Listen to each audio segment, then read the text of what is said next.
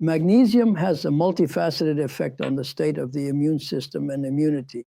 Therefore, various forms of immunity are affected, meaning humoral immunity, T and B lymphocytes, the activity of the corresponding immune cells, helpers, suppressors, and so on. I won't go into these details. This is a very important point.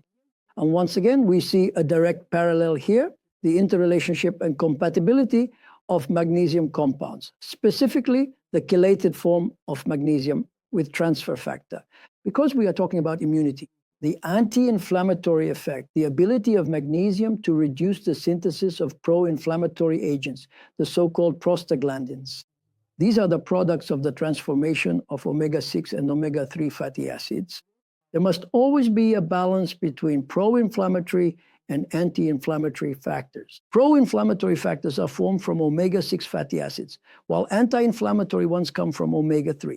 If we look at the diet of the Russian population, since our main oils in mass consumption are sunflower, corn, and other similar oils, which are very rich in omega-6 fatty acids, our rate of heart disease is higher than, for example, in European countries, especially in the Mediterranean region, where olive oil is used and the amount of omega-6 is significantly lower.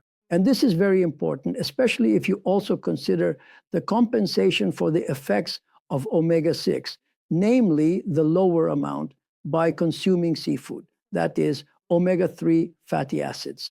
Here, magnesium also plays an exceptionally important role.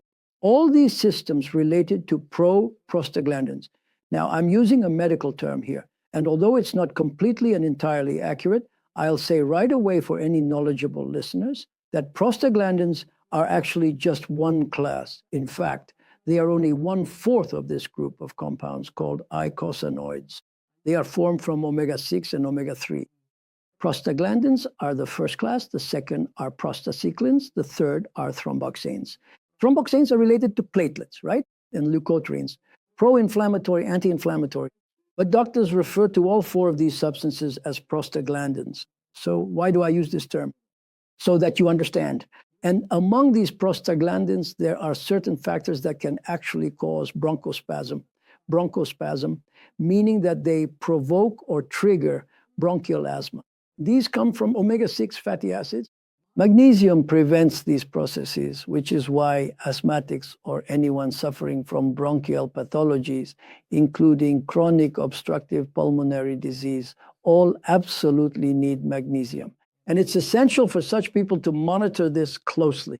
I especially want to emphasize this in relation to our city, St. Petersburg, where due to the harsh climate, this COPD, so-called chronic obstructive pulmonary disease, is very common. Magnesium is an essential and significant neurotropic factor in the human body. A neurotropic factor means that it affects the overall condition of the nervous system of the brain, and not only through the vascular system.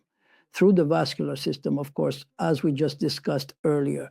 But what's also very important to note is the fact that the brain primarily gets its energy from glucose. And in glucose metabolism, in its utilization, in its energetic use, magnesium is necessarily involved through ATP magnesium, which is what we started with. Since the human brain in particular especially needs a continuous and sufficient supply of oxygen, which is quite obvious, and therefore it actively and constantly produces ATP, it has a particular and significant need for magnesium. And that is precisely why magnesium has a very active and pronounced effect on the nervous system, affecting various important aspects of its functioning, including, first of all, the level of excitability. Secondly, it increases the resistance of brain neurons to ischemia, that is, to impaired or reduced oxygen supply. And this is a very important and notable protective action of magnesium, the prevention of stroke and the use of available bioavailable magnesium compounds in cases of stroke-induced brain damage. Next, a state of chronic stress, which often manifests as the condition known as chronic fatigue syndrome, and subsequently the possible development of depressions that may arise as a result, is always characterized by a notably significant magnesium deficiency.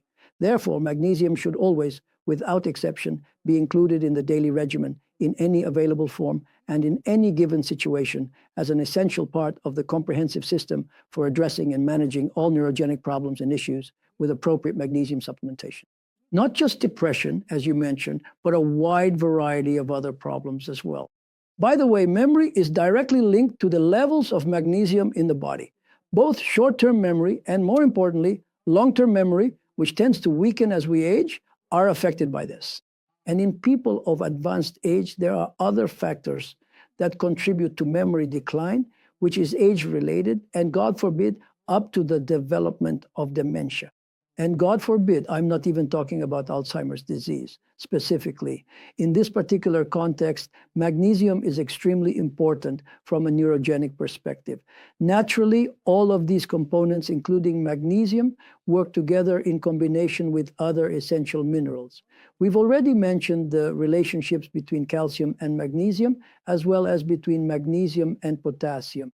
Naturally, with vitamins as well. Because in order for a vitamin to be converted into a coenzyme, and it's not the vitamin itself that works, even though we say you need to consume vitamins, right? But the vitamin must be converted into a coenzyme. And for it to become a coenzyme, that is its active form, magnesium is absolutely necessary because the ATP magnesium complex is always involved. And this applies to absolutely all organs, especially those that require an increased amount of energy. Which ones? We already mentioned this. The heart muscle, as we mentioned earlier, and the nervous system, which also includes the brain. Now, as for the very last point I want to discuss, we work to reduce our sugar consumption. This is because sugar breaks down into both glucose and fructose. Glucose is then used as an important energy carrier, necessarily through an activation process involving ATP and magnesium in the following stages of metabolism, which I won't go into right now, but we do discuss this topic in much more detail in our health school course. Therefore, reduce sugar consumption by all possible means in your everyday life as much as possible. And finally, the last point, since our time is running out, is the sensible consumption of alcohol. I can't say don't consume alcohol at all. That would be pointless. But excessive alcohol consumption, due to its mechanism of action, again, leads to a loss of magnesium. The reason I emphasize the second point, excessive consumption, is because moderate, sensible alcohol consumption, primarily in the form of red wine, is actually, and we'll talk more about this today, an important factor in reducing very bad cholesterol called lipoprotein A. Doctors rarely talk about it. They talk about high density, low density, and very low density lipoproteins. But very little is actually mentioned or discussed about lipoprotein A. And it is considered the most aggressive one. We'll talk about this a bit later today. Naturally, there's also the important issue of magnesium during pregnancy, because pregnant women's need for magnesium almost doubles significantly during this time. And this is something the gynecologist caring for the pregnant woman must definitely take into account, because this is a future mother, a woman who is carrying another life, a completely new person inside her, who also needs everything that the mother herself needs in order to be healthy and well. It should be said that the baby will still get what it needs, and magnesium deficiency will mostly affect the mother, and to a lesser extent the baby. That's why it's the mother who suffers. Well, furthermore, estrogens play an important role in retaining magnesium in the bones, for example, together with calcium. This is where the problem of the climacteric period, menopause, and postmenopausal period comes from. It's not just a problem of calcium, but also a problem of magnesium. That's why all women of the appropriate age, let's say around 45 years old, though nowadays this age can vary quite a bit, but for the sake of this example, let's take 45 as a reference point, must always remember this important fact and constantly make sure their bodies are adequately supplied with enough magnesium. Magnesium has a significant effect on the condition of the genitourinary system, including preventing the formation of calcium stones in the kidneys and urinary tract.